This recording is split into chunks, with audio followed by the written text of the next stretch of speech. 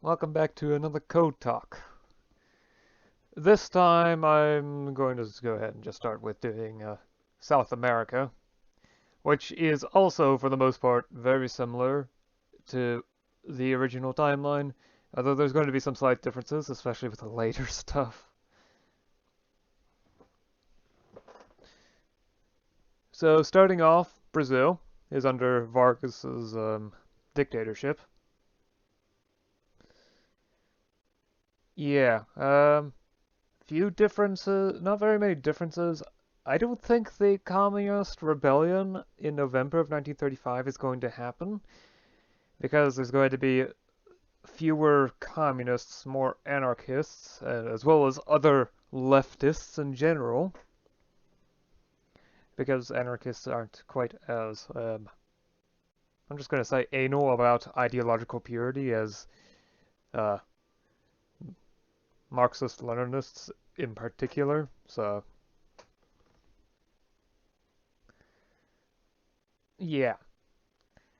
Argentina is also going what is also has been going through what is now known as the infamous decade, which you can actually probably see here. Yeah.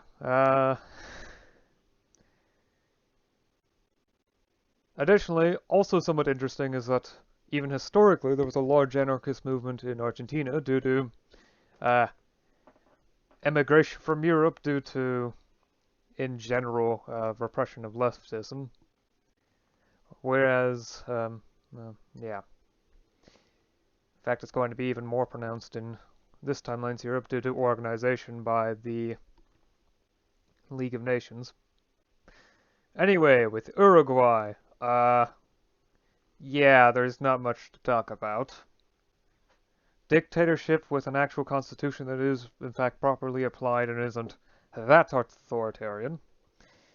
Then there's Paraguay, which, man, I'm sad I couldn't bring anything from before World War One. Because when you have to have a 2 year period in which every major political movement in the country plays musical chairs, and then it goes into civil war. Yeah, South America at the time was known for instability, but Paraguay takes the cake. Chile, on the other hand, is extremely stable, at least for a South American nation. And yeah, pragmatic liberalism is actually a term used to describe their government at the time. So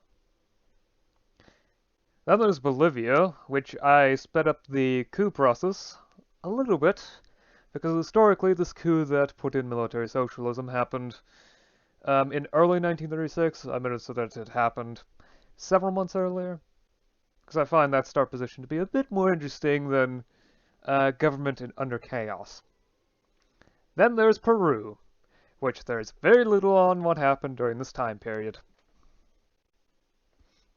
So basing it off the fact that Peru had actually quite a bit of experience with military leaders trying to build separatist governments, yeah, they're undergoing a warlord period. Similar to China, both this timeline and original timeline, and to a much lesser degree, it's not going to be as chaotic. Um, Russia and TNO.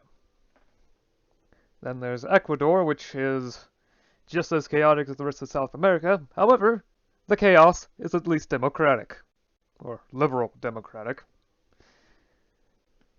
Colombia is also in a similar state in which their liberal and conservative party are acting like the Democratic and Republican Party nowadays in the US, except even more so to the point where they're willing to incite civil wars against each other. Additionally, Colombia's economy is doing great. That's because it's very heavily tied to the US economy, which is undergoing, uh, if you haven't seen the previous episodes, a ghost train where it's all in the stock market. Everything still is going pretty badly for most people.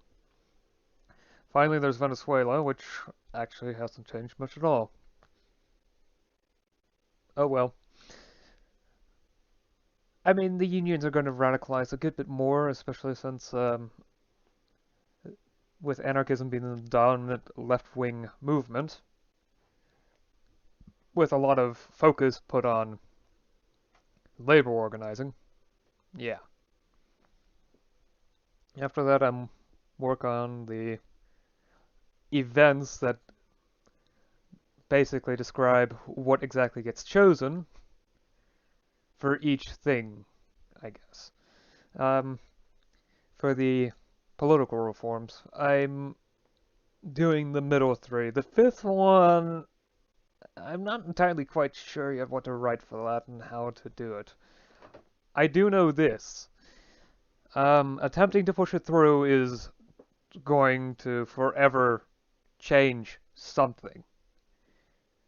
And yeah, people are not going to look at Centrum the same way again if they actually reveal this.